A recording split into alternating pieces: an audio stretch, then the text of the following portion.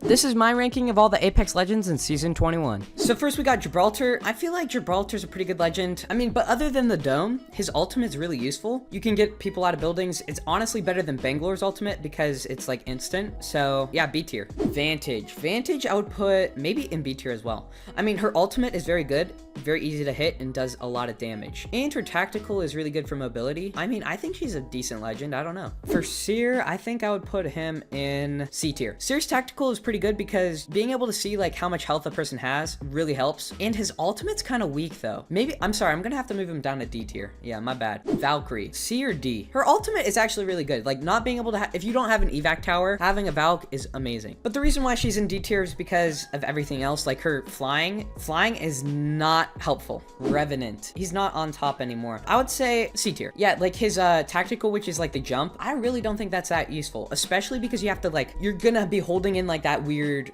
jumping position. So like in reality, it's not going to help you out. So you have to like hold it in for like a solid 10 seconds to get the full jump. Yeah, that's why he goes to C. Like that's just not great. Octane is going into C as well because his abilities damage him and they do not help out the team. Okay, so if your abilities don't help out yourself and they also don't help out your team, there's not much of a reason to play. The only reason why I put Octane in C tier is because his jump pad does help out the team and the speed is fun to use. So I'll put him in C tier. Crypto is going into D tier as well. Actually, maybe I put him in C tier because recently he's been used pretty well. The EMPs and the knowledge really do help.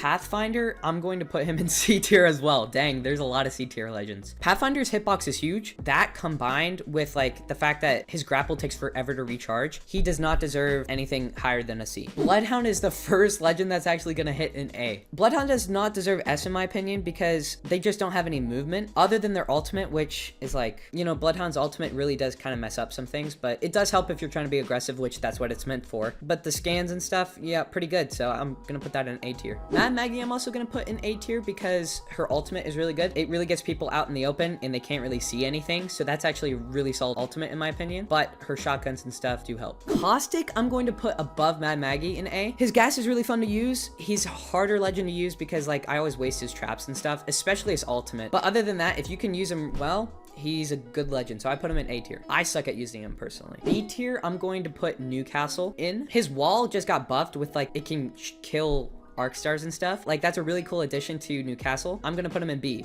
because of that one buff, but his other abilities are solid anyways. All right, so for B, I'm also going to put Lifeline because Lifeline's actually a good legend. People just don't understand. Whenever one of your teammates gets knocked, the first thing that you need is for your teammate to get back up, right? Because then you're gonna be at a disadvantage. So the fact that Lifeline can just insta-res people is insane. You need to have a Lifeline sometimes. She's underrated in my opinion. Honestly, I never play Catalyst. I wouldn't know how good she is, so I'm gonna put her in C. I know that the wall is actually really good. The wall is probably the only good thing she has because like her floor spikes don't really help much. All right, so Ballistic, I'm going to put him in C. He's not a great legend, but his ultimate is for the teams. I'm good with that. And his tactical's all right. So C is a healthy place for Ballistic in my opinion. Horizon is gonna be close to an S, but no, I think she deserves an A because I think her tactical is kind of hard to use as a team.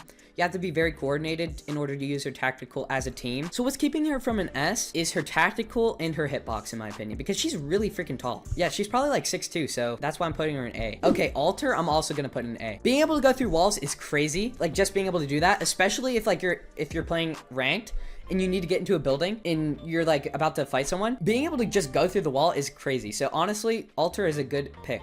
So A tier. Ash, F tier. Yeah, Ash definitely deserves F tier. Her portal is so useless. It's basically Wraith's portal, but you can't go back the other way. Bro, honestly, it's just a crappy version of Wraith and Alter combined. Like, there's just no reason to use her. All right, Watson, I'm gonna put her in A because her ultimate in the shield generation passive is really good. First S is gonna be Conduit. The extra shield that you get whenever you queue up is insane, and it's kind of OP. So Loba is B tier. Ever since the fully kitted weapons came out, she's not actually as needed because loot isn't actually as needed. Mirage is an F. He doesn't help out the team, and basically, yeah.